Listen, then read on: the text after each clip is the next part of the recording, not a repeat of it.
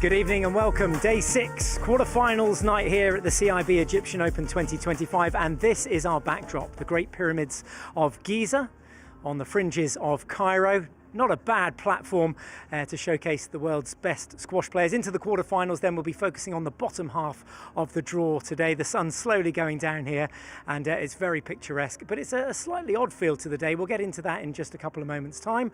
First of all, let's welcome to the studio from India, Fayrouz Aboelkheir and Joey Barrington. Welcome along, chaps. We're into the business end of the tournament. This is where we want to be, but a bit of a strange feel tonight in that players have been given a limited number of people that they can bring to the event, because we have got the King of Spain and the President of Egypt visiting the pyramids at some stage today. We don't know when, but that means that the venue has been completely cleared out. There are no spectators, and it's a bit of a strange feel. Good evening. Good evening. Yes, it's definitely very strange.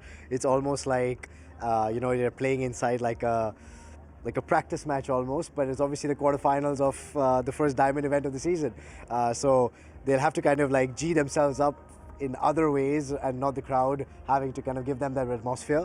But I think they're used to playing at the highest level even in practice, so I'm sure we're going to get some very, very high quality squash today. Sort of reminded me on the bus journey in of the COVID bubble that we were all in back in 2020, Joey. Yeah, no, it was we all got COVID from that bus journey as well that time at the Black Ball Open. But yeah, no, certainly quite a weird feeling and obviously difficult for the players to adapt. But they do adapt, and they will. And I don't know, it's kind of the atmosphere is bustling around. It seems to actually be more people here than the other nights, which is quite bizarre with the kind of curfew. But yeah, I mean, hopefully he might pop in as well. Maybe we'll get a visit. That'd be amazing. The King of Spain, apparently a big fan of squash and plays a bit himself. So I mean, that would be a real coup for the sport, wouldn't it? It'd be awesome. I mean, it would be worth clearing everyone out to have him there. So fingers crossed we might get a visit, a royal visit. Okay, let's have a quick look at the order of play for this evening. As I said, it's the bottom half of the draw that we'll be focusing on this evening. Quarterfinals night, 2 women's matches, 2 men's matches to bring you. Getting started with Fayrouz Aboelkheir of Egypt up against Nour Sherbini. She's in action, the world number 2. Jonah Bryant of England, of course, flying the flag for England. He's up against Diego Elias, the world's number 2. Amina Orfi takes on Sivasangari Subramaniam. That's a rematch of the semi-final at the London Classic just 10 days ago. And Dessouky takes on Victor Crouin. Some great opportunity for all those players. I guess my question there is, all those players are now on site. That wouldn't be normal, would it? Like Dessouky, Victor Crouin, they wouldn't necessarily be at the venue this early. Yeah, this is far too early for a lot of them, especially the back end of that schedule. It's going to be difficult for them to kind of just be here and just keep waiting. Waiting is very tough, especially when you're playing big matches. You can see Jonah Bryant there. He's just waiting, and it's almost like he's ready to roar, but he can't. So I think it's a difficult proposition for them. It's something new in a lot of ways, but he's, like Joey mentioned earlier, players are very good at adapting, and the ones who adapt the best are going to come through tonight. He's never played Diego Elias. It'll be the first time they've met on the PSA Squash Tour. He's only played on the glass court outdoors once at El Guna, I believe, as well. Yeah, I mean, and that was against Ali Farag, and he played a great match with Ali Farag. The first game was really, really impressive at El Guna. It kind of kick-started Ali Farag's event there. But one of the rising stars, he's now inside top 20 in the world. I mean, it's great he's going to play Diego. I think it'll be a really solid match, but he could have had a great opportunity playing either Fayrouz Dessouky or Victor Crouin with the draw, but he'll get his marks of where he's to be with the top end. He played Absalom at the British Open, and he was very close to knocking Mustafa Asal out of that event. So Diego Elias will be on his mettle and won't be taking him lightly in any shape or form at all tonight. Just thoughts on that one before we go over to the women's match. So Diego against Jonah later this evening. Yeah, look, I think Jonah's a very, very solid player, and he's really come on leaps and bounds over the last season and a half, and he totally deserves his spot in the top 20 and in the quarterfinals of this event. The only worry I kind of have for him tonight is that Diego is a super solid player himself, and it's almost, I almost feel like he's trying, or he'll have to try to beat Diego at what Diego is very good at. Which is just staying very solid on this court, heavy hitting to the back, just picking his punches very well. I'm not saying Jonah can't do it, but I just feel like it would be helpful for him if he had a little bit more guile to kind of move Diego around a little bit more around the court, a little bit like what Ali Farag did when he played Diego. But having said that, I'm really, really excited for that match. Very excited to see what Jonah can bring to the table in his first meeting with Diego. And like Joey said, Diego's going to know that this is going to be a hard, solid match, and he needs to be really up for it, exactly the way he was against Yusuf Ibrahim in the round before. We've had plenty of shocks in the tournament as well. He'll be buoyant about that, and everyone loves an underdog. No, definitely. I mean, the experience is awesome for him coming on, to the tour with the way he has done to suddenly be at the Pyramids. He has got the experience of Elguna, which was a bit more of a humid experience, but it's it was outdoors in the heat. It will be battle of the ball control, really. Jonah Bryant's ball control is exceptional. He showed that against Mustafa Asal at the British Open. He was controlling the match against the world number one at that point, and he was so close, as I said before. So Diego, with what he produced in the previous round against Ibrahim, with the four-corner play, we're going to look forward to a really good match between the two. And the first game is going to be so important. As we say, the first meeting on the squash tour. And you can just see them being very laid back there as well, Michael. I mean, Diego's having a good smile. He's with Sherbini and Gregory Gaultier, and that's probably a good sign, I would say. We said that each player can only bring 3 guests with them today. So who was on the guest list there? I guess Greg Gaultier here with Nour Sherbini and also Sivasangari Subramaniam. So I think they managed to squeeze one of the extra Malaysia coaches in as one of those 3 guests, which is quite cool, isn't it? All the players jostling to help each other out behind the scenes. Yeah, of course. I think off the court, most of the players are good friends, and I'm sure the Egyptians will have a few more guests than the ones coming from outside. I think that poor Nour Sherbini's mum got left behind. So it was a husband. No. But I actually think she didn't want to come because she's not come for any of the matches. No, she gets very nervous. Stressed. Yeah, she gets so nervous. So she's come all the way from Alexandria, but she's staying with Nour Sherbini's brother Omar Sherbini, and she's quietly sitting at home and hoping and praying that her daughter gets through. But she's got a husband there, the dentist, so he's going to be in full force for her. But she looks, again, she's always laid back, but she's having a great time out there. Yeah, she's not got too long to wait either, so she's sort of going through her early warm-up preparation. She's up against Fayrouz Aboelkheir today, and they last played in Elguna. That was in April 2025, so it was part of last season, but still this calendar year, with Sherbini going on to win the match by 3 games to 1. Just tell us some of your memories of that match between these two, Joey. Well, I mean, the unique situation here is that they're both from Alexandria, and Fayrouz sees Sherbini as a mentor. She really has helped her out. She advises her in between when she's at tournaments if she doesn't have a coach with her, and the familiarity, and that's what kind of played into that first game, with Aboelkheir taking the first game, which I'm not sure they played so many times in practice as well, which is quite difficult. And you could kind of say it a little bit with yourself and James being a little bit older than you, not that much older than you. 3 years. 3 years, but that kind of, he was mentoring you a little bit as well, wasn't he? And you had to play him, and that was always quite difficult. For sure, when you're playing someone who's been kind of like you said, your mentor or your idol for a very long time, it gets very difficult to kind of be aggressive in the right way and do the things that you want to. There's a flip side to it, and the pro of it is that obviously you've played him, and in this case Fayrouz has played Nour a lot, so you kind of read the other person better than what some other people would. But I think when I watch Fayrouz play, it kind of reminds me a lot of what Nour Sherbini is very good at.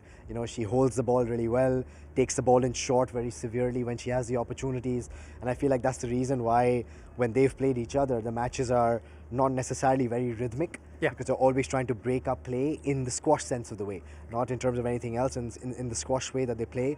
And I think that makes it very difficult for the other person to deal with. So you always have like short points, and it can become a bit of a shootout sometimes. Fayrouz has also taken that first game off her in Elguna as well, so a little bit of confidence maybe from that, knowing that she can go toe-to-toe, and she pinched the first, I think, when they met. Yeah, definitely, and it's the familiarity going back to it with knowing Sherbini, not being intimidated. I mean, these young Egyptian players aren't intimidated by anyone.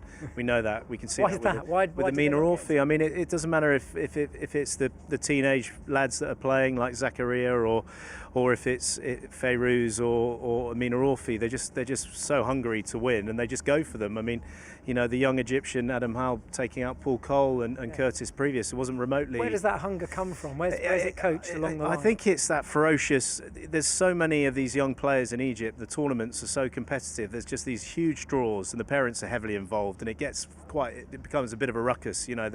They're quite outwardly aggressive. The coaches are pretty aggressive. You wouldn't have that type of atmosphere at English tournaments and stuff because you. So do we need more of that? Is that what you're saying? No, I'm not saying that at all. I'm not saying that at all, because they'd just be reprimanded non-stop in England squash. There'd be all sorts of complaints here, there, and everywhere. It just doesn't go with the culture over there. But here, it's a ferocious intensity, and and they come out and they believe that they can. And I think, again, a familiarity of seeing so many of these Egyptian players in Alexandria and Cairo. They're the two hubs, obviously. And they see them here, there, and everywhere, day in, day out in the club. It's not such a star quality for them. So they, again, going back to familiarity, and they just come for them. And it's certainly a pattern with the Egyptian players. Yes, it is, and I kind of have a extended view on it as well. That, like Ali Farag was telling me the other day, the day after Adam Hawal beat Paul Cole, he was like, I personally didn't think that he could win. I thought it would be competitive, but I didn't think he would win. But Kareem Darwish, who's his coach, believed he could win. And because Kareem Darwish believed, he almost felt that Adam Hawal believed. Yeah. And when you have that kind of re-emphasizing from a person like a Kareem Darwish, who's been a former world #1, or could be someone else who's really done something of note. Here we're seeing Fayrouz Aboelkheir obviously doing a little bit more of a serious warm-up than... She's practicing a free kick session.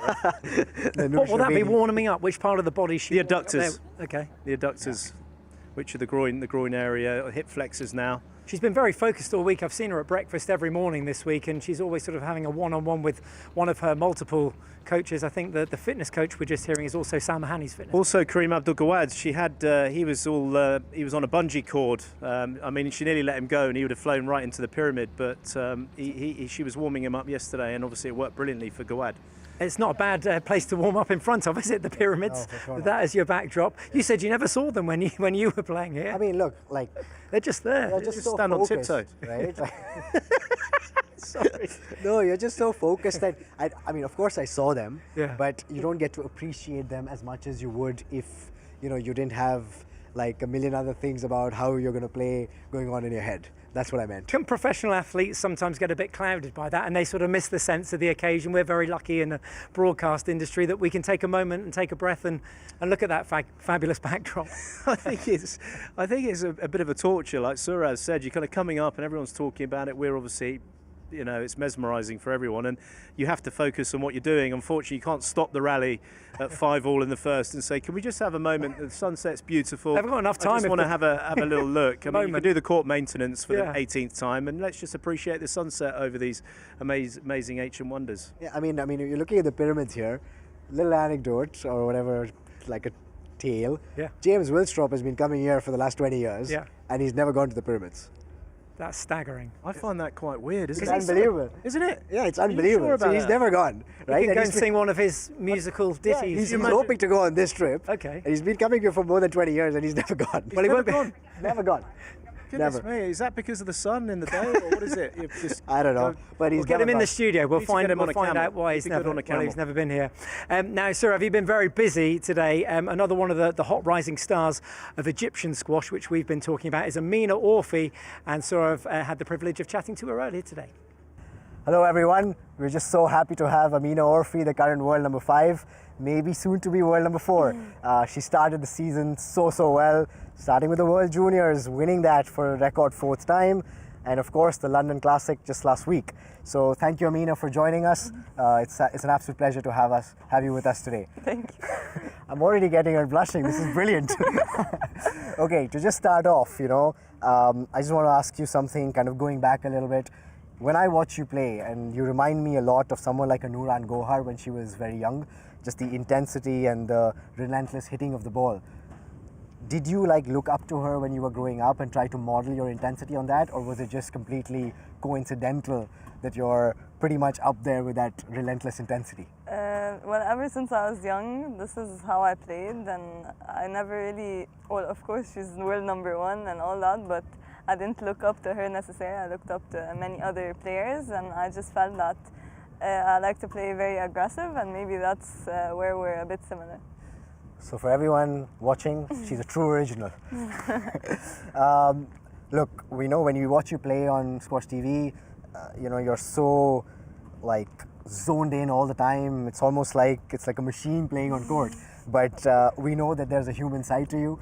So something kind of off track a little bit. I want to know, as a normal Egyptian girl, what are the kind of things that you do and you like outside of squash? Well, outside of squash, and I don't have university, I like to read a lot. Wow, okay. Okay, so I read books. I love to watch shows as well. go out with friends, shop, very normal things. So Amina Orfi is a very normal girl. Yes. So you can be normal and you can be unbelievably good like Amina is. Of course, I'm sure you have, you know, a lot of achievements that you want to kind of scale, goals that you want to achieve. Which is the one achievement that you really want to like have under your belt? And I'm going to give you 3 options, and you have to choose one. Okay. You can't say all 3. Okay. The first one is getting to world number 1. Second one is winning world championships. The third one, winning Olympic gold in LA 2028. Which one? Well, obviously, any squash player aspires for all, but if I had to pick one of the 3, it's going to be definitely the Olympic gold medal. Okay, so we're going to have A+ Amina in LA in about 2.5 years' time. So best of luck for that. Thank you. In that quest to, you know, becoming Olympic gold medalist, of course, you know, there's a lot of talk about the big 3 in the women right now, with Nour and Nour, Sherbini, and Hania Al-Amami, and you're like part of the chasing pack and closest in that chasing pack, some would say. Again, this is a tough one for you. If you had to choose one player, and it could be outside the top 3 as well, it could be someone else, who you think would be like one of your biggest obstacles to achieving that goal of yours? I'm really putting you on the spot here. It's pressure. I don't think like there's no obstacle, I'd say, because I've beaten almost everyone in the top 10 except Nour for now, and so there's not an obstacle. I feel it's just maybe in terms of ranking points, Olivia and I are very close, and so that's the only obstacle that I would say, that we're very close in the rankings, and she's very consistent, and so when she's getting to semi-finals in these big events, she's keeping her points, and so I just have to make sure that I break into the semis of every platinum event. I hope you do, Thanks. and I hope you do even better than that. You know, you've been on the PSA Squash Tour now for a couple of years. Obviously, you've played a lot of juniors. What are the things that you're enjoying the most about being in the professional tour? And, you know, how do you see your journey unfolding over the next few years? Well, something I enjoy that's not like the junior tour, I guess, is that we travel a lot. Like in the juniors, it's just 1 or 2 competitions per year. And so when you travel a lot, you get to meet new people, new places, and I really like to try different foods when I'm free. And so that's the fun part of it. Obviously, it can get a bit exhausting traveling, being in a hotel every 2 weeks, but you know, of course. But yeah, I really enjoy that aspect of it, and I see myself in 2 years, hopefully, still playing and hopefully edging towards world number 1 if I'm not world number 1 by then. Yes, we all hope that you kind of achieve the goals that you set out to achieve. Thank you very much for joining us today. To all the viewers, including myself, we have learned something new about Amina. She's a normal girl, likes to read books, watch TV shows, go out, and enjoys traveling and trying new food. That is a new one for me, so although I love it as well. But thank you so much for, you know, being the person you are and the player you are. You're bringing a lot of entertainment to the screens. Keep going, and best of luck. Thank you. And a handshake. Saura, very good interview. Thank you very much, Saura, chatting to Amina Orfi earlier. And I mean, she's really ambitious, isn't she? And she's got the talent to go with it. Welcome, Lisa Aitken.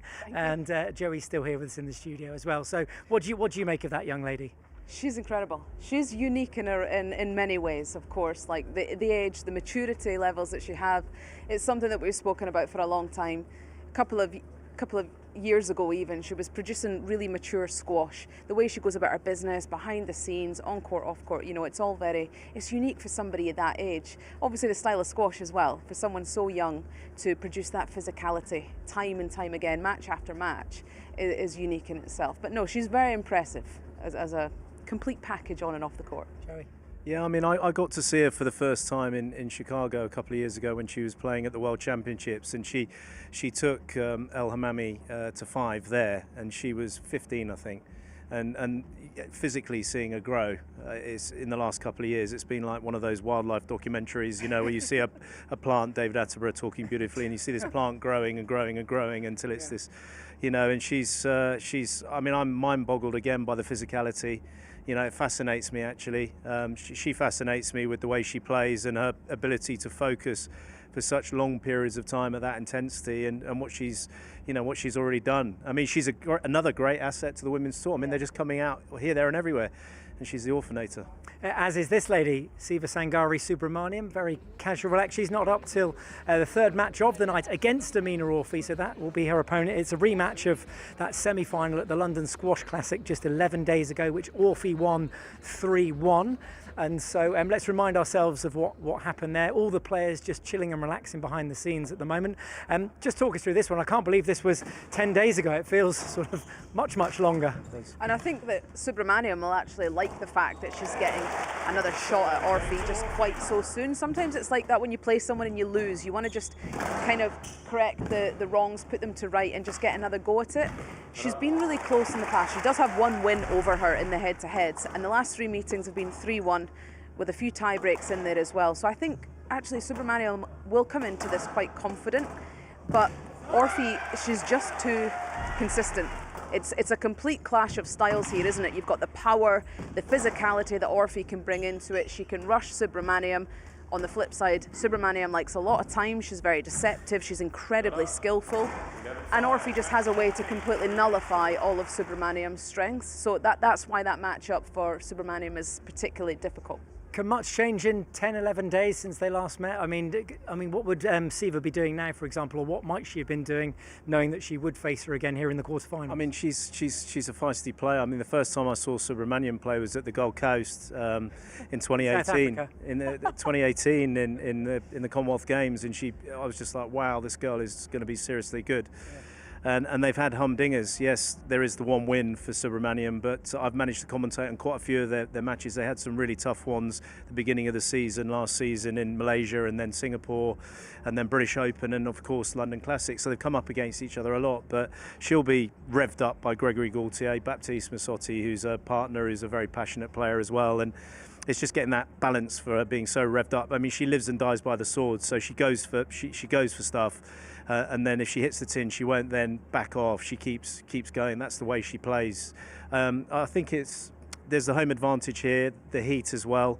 But I'm probably swaying towards another Orfi win. I know you haven't asked me that, but you can share that with us. That's what you're here for. I don't think the heat plays into the favour of Subramaniam. Indoors versus outdoors. Yeah, we were indoors in London. We're outdoors here in the desert. Yeah, and I think it was a slightly chillier, deader court in London when Subramaniam won that title a year ago. And these warmer conditions, the ball's going to be hotter, it's going to be bouncier, and Orfi's going to be getting more balls back as a result of that. Also, the short balls, the attacking squash that Subramaniam's going to play, it's going to just sit that bit higher and be a bit more lively, certainly to begin with, and that's going to work in favour of Orfi, I feel. Yeah, I think Gregory Gaultier will certainly get her to use the front wall, and break up that play that she likes to attack and take balls in and use a lot of height against Orfi. You've got to try and chop and change and use the front wall like you would do against Gohar, particularly 2 years ago. Gohar's obviously added more and more to her game, and it's near enough impossible to kind of break her down. I mean, all her results show that. So I think that there'll be quite a lot of tactical. There'll be a lot of tactical play involved, and if she can keep her focus, because she does actively look out, Subramaniam, she likes that contact. I don't always think that's a good thing.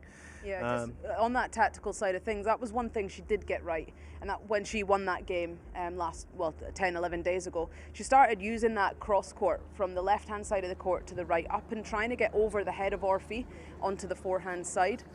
And then from there, she was literally shooting in short, whether it be from the back of the court, the mid or the front. So that lob is certainly something that's going to have to be utilised tonight. Greg Gaultier alongside Diego Ales's father. Greg, of course, in Siva's corner. Also, Nour El Sherbini's corner. He's a pretty good man. What will he have done with both those players' games over the seasons gone by and maybe during the off-season? Well, I mean, what's he been up to, Greg? Well, he's based in Prague, so that's where his setup is. Subramaniam's now over there, full time. It was really interesting because she was originally coached by David Palmer, who was Greg Gaultier's rival when they were playing. They were bitter rivals. Yeah. Obviously, things mellow when you retire. And David Palmer seeked out Greg to say, "Look, I feel that you could help here." And he's you don't get many coaches that would do that at all. And that was pretty cool. And so Greg, she's now moved there. She was with a partner there. She settled in Prague, and then Nour El Sherbini comes over to visit, to train. I don't know how much she visited there and trained through the summer, because she had a bit of a giggle about her summer, so we just don't really know how much she's kind of really done through the summer, or how much her body's allowed her to do, more importantly. Did you want to add something in there, Elisa? I could see you just sort of itching to say something. If Just not, a million flies on me, that's all. that's all right. I could see you sort of moving around. That'll explain it. Well, one of our cameramen, actually, I won't reveal his name, but he's called Nick, has been spraying himself with WD-40. Apparently that's good for to ward off the flies and the mosquitoes. No squeaky bones for him. Final match of the evening is Dessouky versus Victor Crouin. Now that is going to be a bit tricky for those players. They're already here. That wouldn't normally happen, would it? They'd arrive on a bus a bit later, but we're due a visit from the King of Spain and the President of Egypt. They'll be visiting the pyramids at some stage this evening. Victor Crouin, therefore, is here. He's at the venue, and he may not play until 10:30 local time. It's only just approaching 7 o'clock local time.